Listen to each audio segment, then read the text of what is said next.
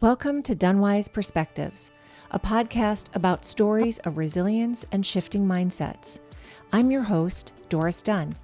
My guests are leaders, entrepreneurs, and everyday people who've navigated change, faced uncertainty, and discovered new ways of thinking when life didn't go according to plan. If you're navigating a season of change, feeling stuck, or simply curious about how small mindset shifts can lead to meaningful progress, you're in the right place. Let's get started. Hello, everyone, and welcome to another episode of the Dunwise Perspectives podcast. I'm excited to have a very special guest on today, Adrienne Slaughter. And I met Adrienne at a speaking event where she was one of the guest speakers at a little group we call Speaker Up here in Nashville that a woman by the name of Beth English put together. And those of us that want to get on stages and want to be speakers come to this event, and we are able to practice our keynote speeches. And Adrienne practiced her keynote speech, and I was blown away by the story. And I think you listeners, you're going to be blown away by the story as well, because it is pretty incredible. Adrienne, I would love for you to share with our listeners a little bit about you and what do you do every day? I thank you very much, Doris, for allowing me to be your guest. I will say, what do I do every day? I wake up with a smile on my face. Having experienced cancer twice, the first time was when I was 14 years old. I was diagnosed with osteosarcoma, childhood bone cancer. And this was when I was a tournament tennis player, already ranked in the state of Georgia, predicted to go professional in the next year or two, predicted to be top 10 in the South the next summer. Photographers were coming to the country club, blah, blah, blah. My knee hurt. And 2 weeks later, I'm very blessed to be in the best cancer clinic in the nation at the time that had the best cure, CURE rate. But the cancer spread so quickly, they had to amputate my leg. And I am a miracle because as of yesterday, I just hit my 45th anniversary without Yay! the bone cancer. Happy And anniversary. That thank is you. such an amazing milestone. And I love that you can say that. And I saw that on LinkedIn and I celebrated with you yesterday. Yes, And thank you. I'm so excited. I do want to go back to age 14. Let's go back to the beginning of the story and before your knee hurt. Tell me about your life before you felt any knee pain. Tell me about your tennis career that was on the cusp of happening. Yeah, and great way to put it, on the cusp. So I grew up in Atlanta, Georgia, and very blessed, youngest of five daughters. My mother and father were both tennis players, golf players, very active. And heck, my dad was still beating some of the younger men at the club, even when he was in his 50s and 60s. Anyway, he was a fantastic tennis player and was my coach growing up. Now, mind you, being the youngest of five daughters, Doris, I was the ball girl for many years while my older sisters were playing tennis with my parents. It got to a point where I'm 8 years old, 9 years old, and I'm saying, Dad, I'm ready. I want to play tennis. So I started practicing and very blessed to grow up at the Cherokee Town Club and started hitting against other friends my age there. And the coach, Bill Ratkamp, was there, fantastic professional tennis player. And I started then playing some tournaments. And the very first tournament, Doris, that I played in was a state tournament, the state of Georgia. And my being a no name, because I had never played in a quote tournament in the state of Georgia or any place for that matter, I drew the second seed. Blythe Trisco. Will never forget her name. And this is back in 1980. 1980. Yes, 1980. And she beat me 6-0, 6-0. If you don't know tennis, that is the worst you could be beat. And if you do know tennis, you cannot get beat any worse than 6-0, So 6-0. that put a fire under your belly. Dag nabbit. I went to consolation and I did win a couple of matches. But the neatest thing, Doris, was that was my very first tournament ever. And that did put some fire in my veins. And I started playing weekend tournaments. And then in the middle of July, there was a second state tournament. I played better. And now I'm starting to win and even win entire tournaments on the weekends. And by the end of the summer, this is the summer before ninth grade in high school, the very last state tournament in August, I win and win and win. And then I'm playing the 14th ranked girl in the state. And the match went to 3 sets, 7-6, 6-7. And then she beat me in the third set, 7-6. So back then and even today, you can't have a closer match than that. No. And so it's a long way from 6060. Great point. Great point. And the neatest thing is that people in the community started really in the middle of the summer. Hey, who is this Adrienne Slaughter? And by the end of the summer, and my doing so well in that state tournament, the antennas are sticking up. We got to check this girl out. And some photographers ended up coming to the club. Come October 3rd, the rankings came out for the state of Georgia, and I actually got ranked. And that was such a special day because California, Texas, Florida, and Georgia, those 4 states are the toughest states on the map when it comes to tennis. And getting ranked your very first summer is rare in all 4 of those states. Here I was actually getting ranked. Now, I wasn't ranked top 10, but the fact that my name was listed there in the top 5. So people started noticing. Yeah, you got better and better. And then you had some pain in your knee. Spring of ninth grade comes, and I am going to start out number 1 JV junior varsity in singles and number 1 junior varsity in doubles, and predicted to move up to 4th or 5th on varsity. So again, I'm in ninth grade, and when I see any of those junior and senior girls that are on the varsity tennis team, they're not smiling at me. They're not looking at me very friendly, because here I am potentially expected to maybe even take one of their spots on that team. So I'm a little threat there to the varsity players. I was playing really well, Doris, and in the very first tournament on a Monday, the singles match went well, won it, and then my knee began to hurt. My right knee began to hurt in the middle of the doubles match. Well, Kathy Crawford, my doubles partner, and I won that match, and then my knee was fine. Then 2 days later on Wednesday, Doris, my knee began to hurt in the middle of the singles match. Still won it, but then it also hurt throughout the doubles. Kathy and I still won that one. But this time my knee throbbed for a good 10, 15 minutes after that tennis match, that doubles match. And then Thursday, go to school, and my right knee began to hurt going up and down stairs. So whatever is going on in my knee, the pain is increasing and it's getting worse.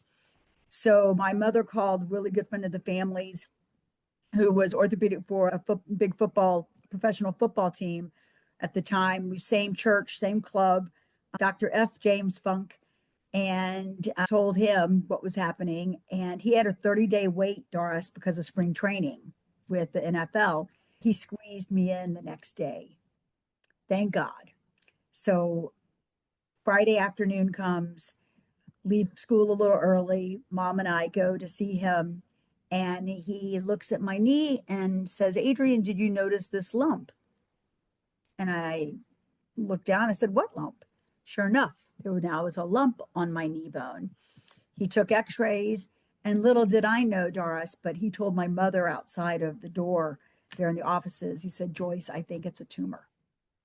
And came back in the room where I was. And at this time, Life is perfect, if you could Yeah. say. I've got straight A's. I've got a hot boyfriend. I'm a lead singer and dancer in the musical. But tennis is everything. 1 through 10 priorities is tennis. And I'm Mm-hmm. getting ready for my second summer of tournaments where I'll be turning 15. And so I'll be in the 16 and under that summer, but I'm still predicted to be top 10 in the South and turn pro in the next 2 years. So tennis is everything. And Dr. Funk comes in and says, Adrienne, he said, going to need to ask you to stay off your knee this weekend because, mind you, this was Friday afternoon. And I said, Dr. Funk, no way. I said, I getting ready for spring tournaments, tennis wise. I have practice on Sunday for the musical. I said, there's no way I'm going to stay off my knee this weekend. Long story short, he eventually coerced me, eventually conned me into agreeing with him and staying off my knee that weekend, taking notes at the musical practice and coming back to see him with my mom on Monday morning.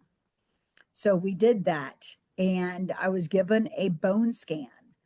And for those of you that are my age or older, that was May 31st when Brady and Reagan were shot. And I know that because while I'm laying on this cold metal table and bright lights are above me, showing there's something there that probably shouldn't be there, they brought in a TV on a roller. So I was getting really bored just laying there. Yeah. So they brought the TV in. Did you know at this point how serious it was? No idea. Great question. I had no idea. And I'm glad you asked that because I don't believe my parents had any idea either. Even Dr. Funk having said to my mom, I think it's a tumor. He didn't say the word malignant or benign. He said Mm-hmm. tumor, meaning it could be a good or a bad one. The only thing is, Dr. Funk asked me to bring, or asked my mom to ask me to bring a duffel bag just in case I needed to spend the night Monday evening. After that bone scan, they said, yes, we do need you to spend the night. And Tuesday morning, we're going to do a biopsy. I'm 14 years old and very curious. And I had to know what a biopsy is. What is that? So I was shared that they would be placing a hollow needle, very small tube in my knee and taking out bone cells to then have those cultured to see if it's a good tumor or a bad tumor. And again, they're trying to be as generalized and Sure. as unspecific as possible, just knowing they're knowing, They don't the want you to be doctors. scared. They're trying to take a Right. 14-year-old and not freak her out. And we didn't know. Who knows? It could have Right. been benign, but What at least I comes knew back that. malignant. Yeah. So I was put under anesthesia, and I will stick this in real quickly before I forget. Doris, there were so many positives that happened to me from the very beginning, even the first pain in my knee.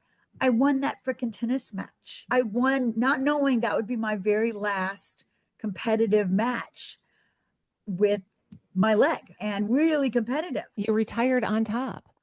I did. You got that right. And yeah, good to leave with a bang, a Right. positive bang.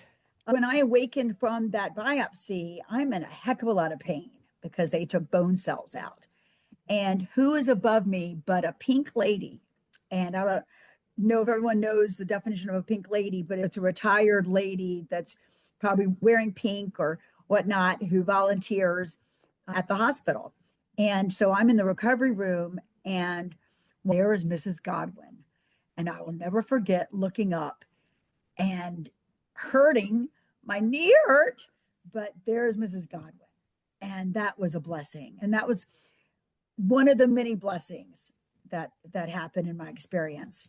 Cut to the chase. Wednesday night, I'm still in the hospital, and I knew something more negative than positive was up.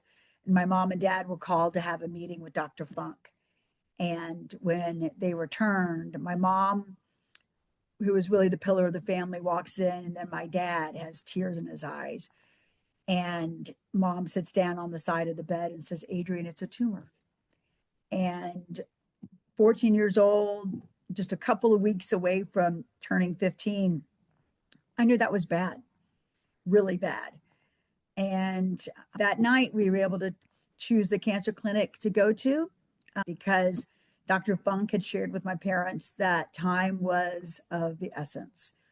And the best three clinics in America at the time were in New York, Houston, and Gainesville, Florida.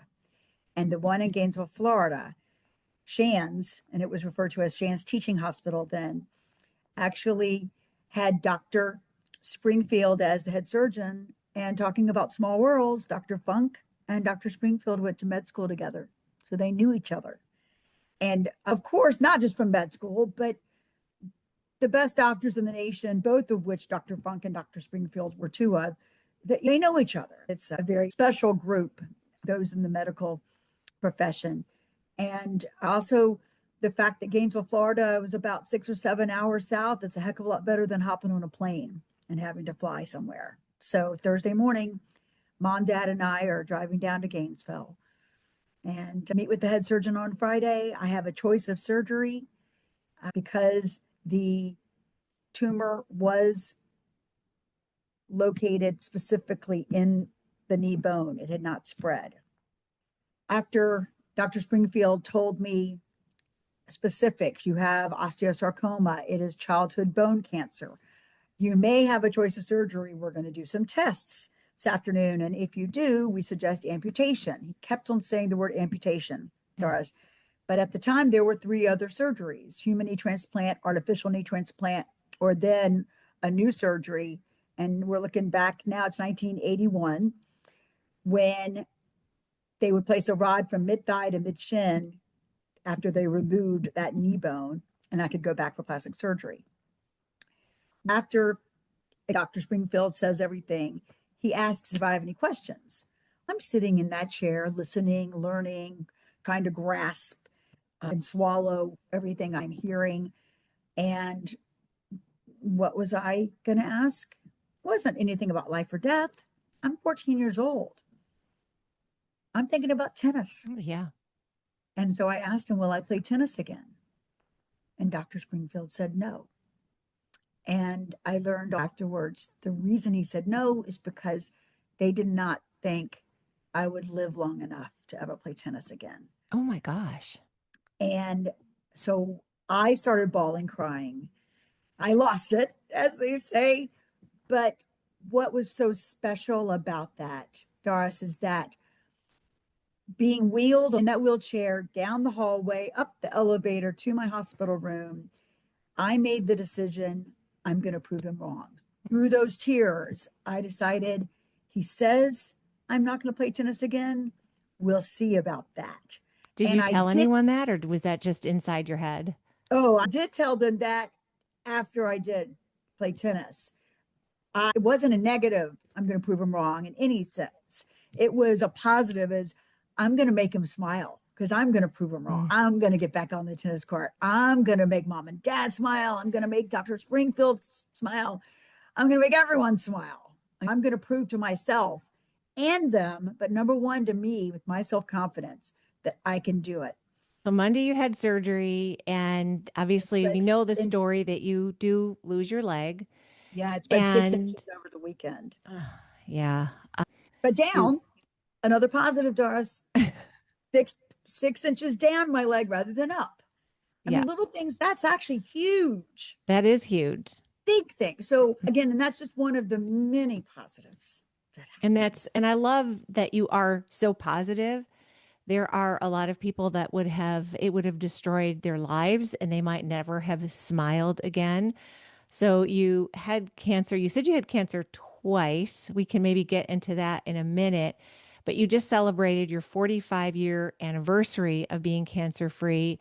I'd love to know, when did the positivity turn around? Because I can't imagine you wake up, you don't have a leg, you didn't smile that first day. I imagine that it maybe took a few days to smile, but tell me about that positivity and how long it took from the time that your leg was amputated until you were able to find the joy in life again. Not very long at all. So Monday morning, 8 a.m., when I'm being wheeled to surgery, mom and dad are next to me. And I don't remember this, but mom said that I quoted a psalm. And when I came out of surgery that afternoon, I opened up my eyes, and Dr. Bitar, rhymes with guitar, who was the resident doctor that really kept my parents glued together, he's at the foot of my bed. And I see him and I said, "Did they amputate?" And he said, "Yes." And I said, "Oh," and went back to sleep. The point being is, I went into surgery not expecting to have my leg when I came out of it. If you look back at, I won't say common sense, but of the fact my knee hurt in a tennis match on 2 weeks before that, I only was going to 14. say, this is not a long period of time. This is you went from, I'm going to go pro, and 2 weeks later, you don't have a leg. Bingo, bingo. That's a lot And to take in for a 14-year-old in a 2 week span of time. I share this with everyone and have since my very first professional talk when I was 16 years old. And that is that faith, family, friends, and a little more faith, that those four really were the reason I'm still alive and blessed to be smiling every morning that I awaken. As you asked earlier, what do I do first Yeah. thing of every day? And I had faith in God. I had incredible family and tons of friends. And then that fourth, a little more faith, was self confidence, having faith in myself. And that meant a lot. And I've learned over the years, and do share this with a lot of audiences, from four ladies in Texas to over 100,000 in a concert hall, that self confidence is key. The can do attitude is key. And then choosing to have an attitude of positivity. So help me help our listeners find how they can find the joy. And we have a lot of sadness in this world. We have a lot of people that are suffering in a lot of ways. And as I said, many that would have gone through what you went through, especially at that age, to say that it didn't take you long to find the positivity. What are some ways that we can find the joy when it's hard to find the joy? And I know you said a few things at self confidence, but is there a framework or are there some words you can share to help us find the joy when we aren't sure it's there anymore or we've lost the faith? The word resilience is very key, and having that can do attitude. It's also so important to admit that you can't do it all by yourself. And Yes. as stubborn as some of us may be, as hard headed as some of us may be, we've got to admit, hey, we can't do it all by ourselves. And having faith in God was a tremendous help to me, and being able to ask for help from my family, from my friends, And you definitely admitting, needed it. That's you had to learn admitting. how to walk again. And that was a very challenging experience. How long did Heck, that take? And I know you've got a prosthetic now. How long before you were able to start using a prosthetic? And how did you learn to walk again? I was blessed to be able to go to Emory University Clinic and be taught by a physical therapist how to walk on an artificial leg. So Now, you did get a prosthetic right away. no, I began. Great, very good way to put your question, in the aspect that I was able to walk and start walking on a prosthesis at the beginning of June. So keep in mind, April 6th was the date of surgery. And I want to mention real quickly, a week after surgery is April 13th, and that was my 15th birthday. And it was the best birthday I'll ever have. Oh my God. And Okay, well, we got to stop. The best birthday you ever had. You have just lost your leg. yes, You can't walk, you can't play tennis, and it's the best birthday you ever had. Tell me more. one reason that I was able to smile so quickly after the surgery was that I was in such incredible tip top shape from the tennis.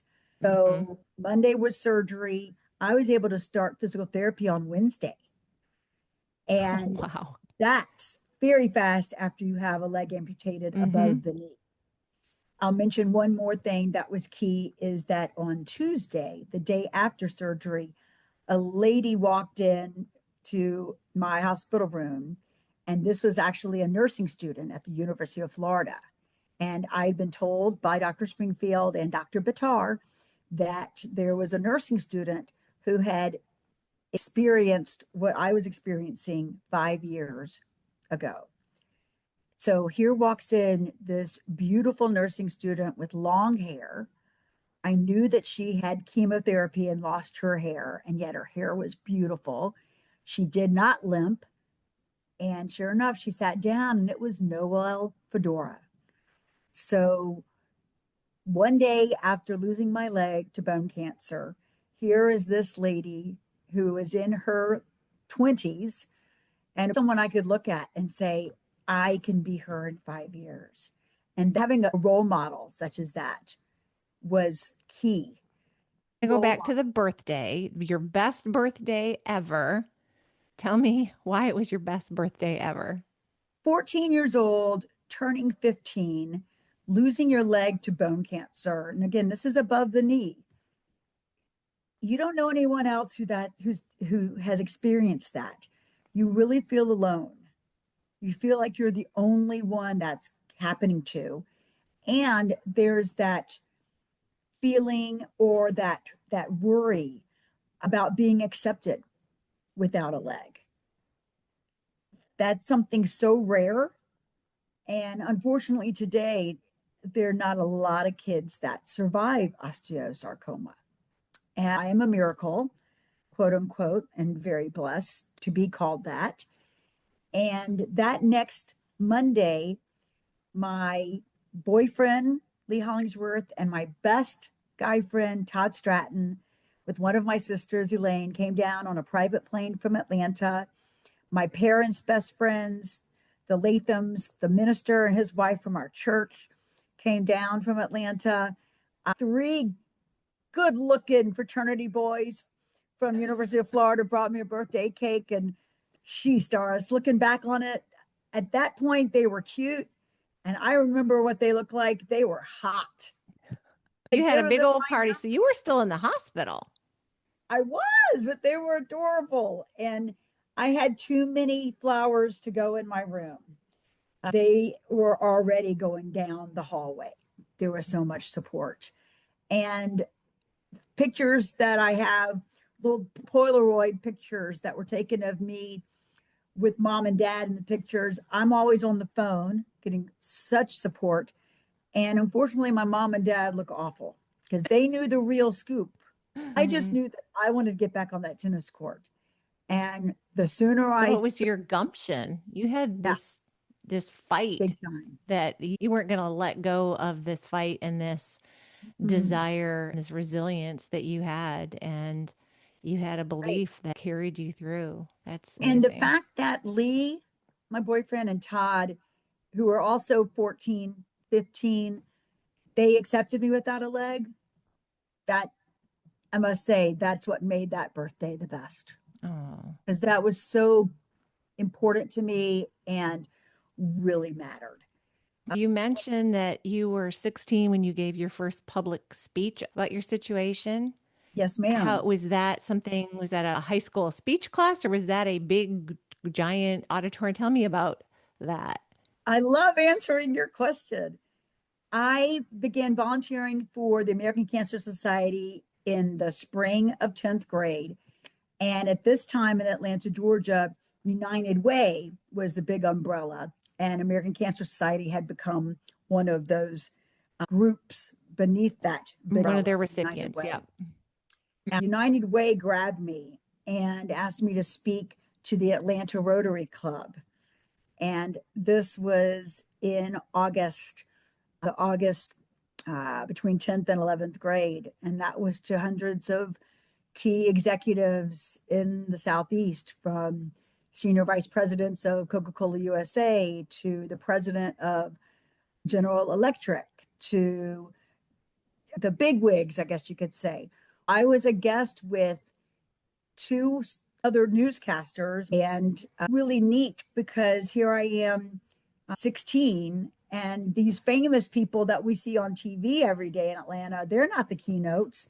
I am.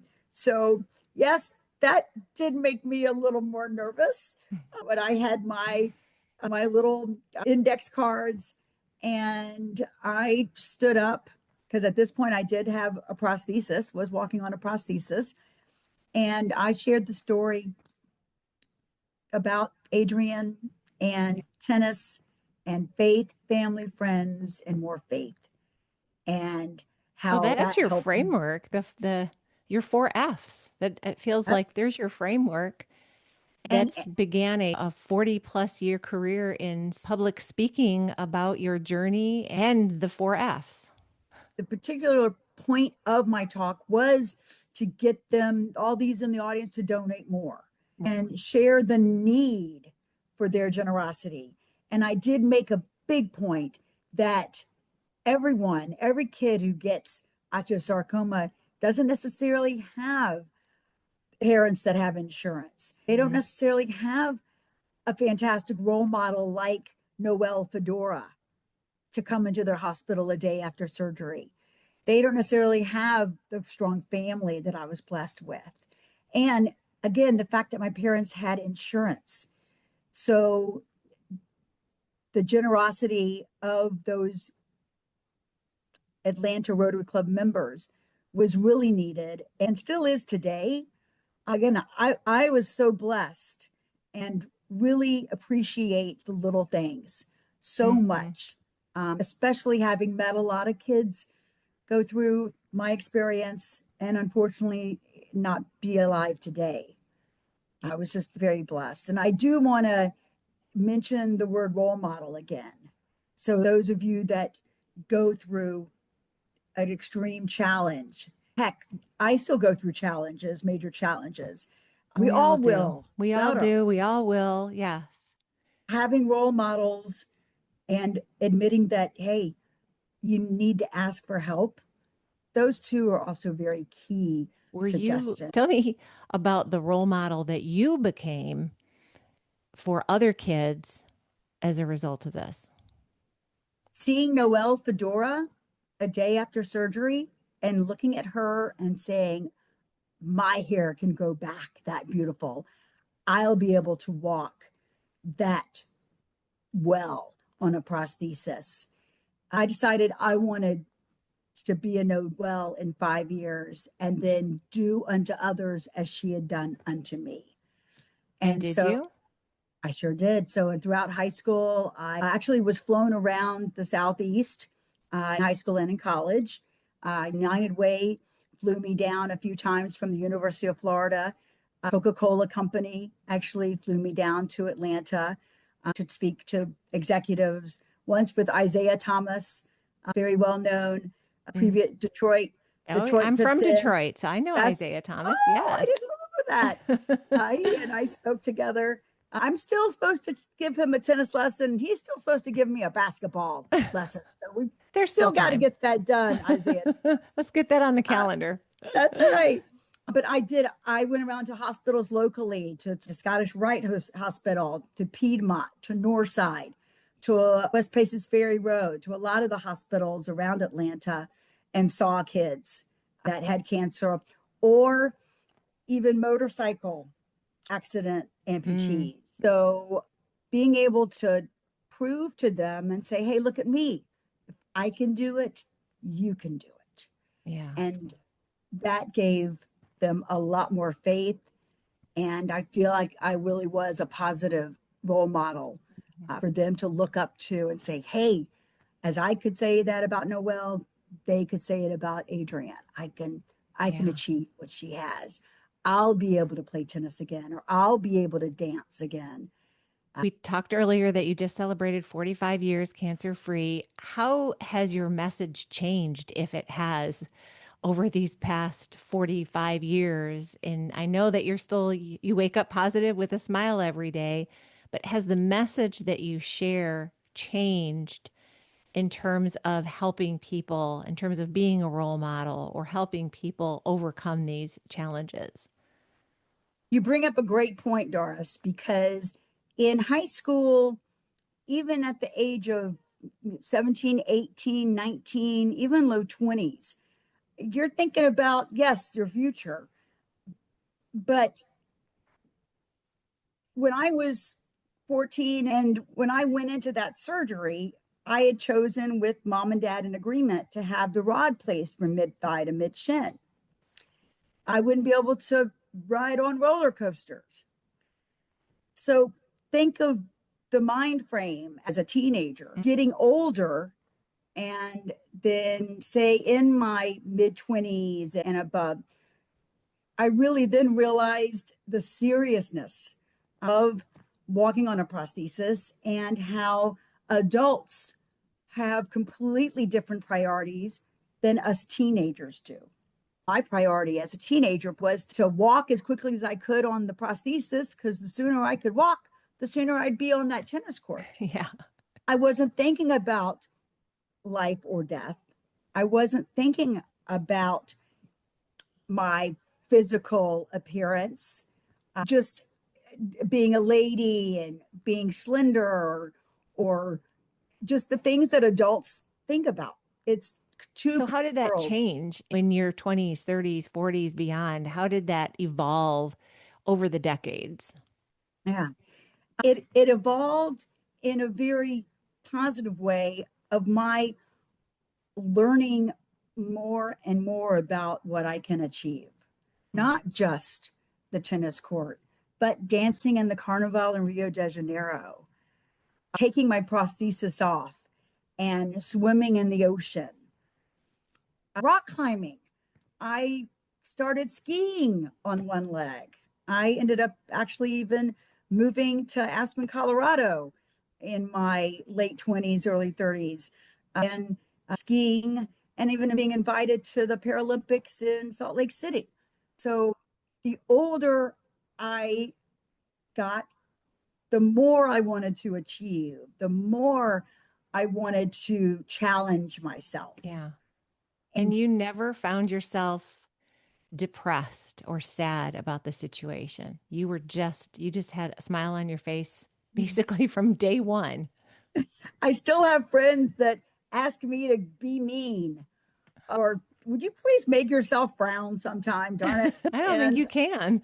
I definitely, like we all, have my ups and downs and the good days and the bad days. I will say from my experience with the cancer at 14, and then 2 years later, I was in a coma causing car accident when I was 17, surviving that, and then being diagnosed with breast cancer back in 2009 when I was 43. Who knows what might happen tomorrow? There are always going to be challenges, big ones and even the little ones. But no matter what, I share, Doris, with everyone to think about the weather. Like right now in Nashville, it's a blue sky, beautiful day. But hey, tomorrow it might be stormy and cloudy and lightning and thunder. And our lives might be like that. When our lives have that torrential rain, dark clouds, just nothing's going right, let's remember that there's a sun behind those clouds. And it might not come out and shine tomorrow. It might even take a few weeks, might even take a couple months or a couple years, but it's going to come out and shine again.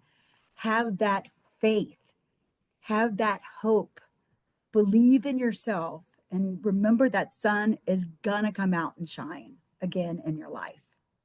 Oh my gosh. I love the positivity. It's infectious. That's the other thing I want to say is your smile is infectious. I probably haven't smiled this much for a continued hour in a long time because your smile is contagious and infectious and your energy is the same way. And it almost feels Thank like you you. could probably put your hand on a cancer patient and bring that positivity and that energy to them. And I don't know about remove the cancer, but certainly heal them from an energy perspective and from a mind perspective. And all I can say is if it ever happens to me, I would want you at my bedside telling me it's going to be okay because I would believe you. I And I appreciate think that. that type of positivity is so important on those dark days. And I think that's a great analogy of the dark days that we may see. And if we can remember to just remember your smile and your positivity and know that we can get through it. We can get through it. And I want to share something real quickly, Doris. I spoke, this is, wow, just about a month ago to a group north of Nashville, and it was about role models. And I spoke about my dad because he was an incredible role model for me growing up and with tennis. And I brought up the point that while we want to have role models, someone to look up to, look in the mirror and remember that we are each probably role models for other people. Yes. And I say that, Doris, you are definitely Oh, very inspiring and motivating to me with what you've accomplished, looking at your oh, website. thank you. Very impressive. And remember that when we're walking down the street, we can all have that contagious smile. Walking down a sidewalk and just saying hello to a stranger with a smile on your face. Yeah. Hey, they might not smile back. They might not say hello, but well, I don't know. I don't think I've ever had anyone not smile back, even if it might be who is this crazy lady? I don't know Yeah. her. But we can all smiles are contagious and infectious. And so we That's can all true. brighten It's someone's so day, even true. if it's a stranger on the sidewalk, someone we may never see again. We can still brighten their day with our smiles. I love it. I think that is such a great way to end the podcast today. This has been just brought me a lot of joy. And I thank you so much for bringing our listeners joy today. I appreciate all of the positivity that you bring, all the positive energy. And thank you so much for being a guest on my show today. Doris, thank you for your hospitality and really enjoyed it. I will say every time I share my story, whether it be on a podcast or on stage, it's a reminder to be appreciative of the little things. Yeah. So thank you for Awesome. that. You're welcome. Thank you for listening or watching this episode. If something from today's conversation resonated with you, I'd love for you to share this episode with someone who might need it, or take a moment to reflect on what stood out for you. You can find show notes wherever you get your podcasts. And if you enjoy the podcast, subscribing or leaving a review helps more people find these conversations. Until next time, keep learning, stay curious, and remember, sometimes a small shift in perspective can change everything.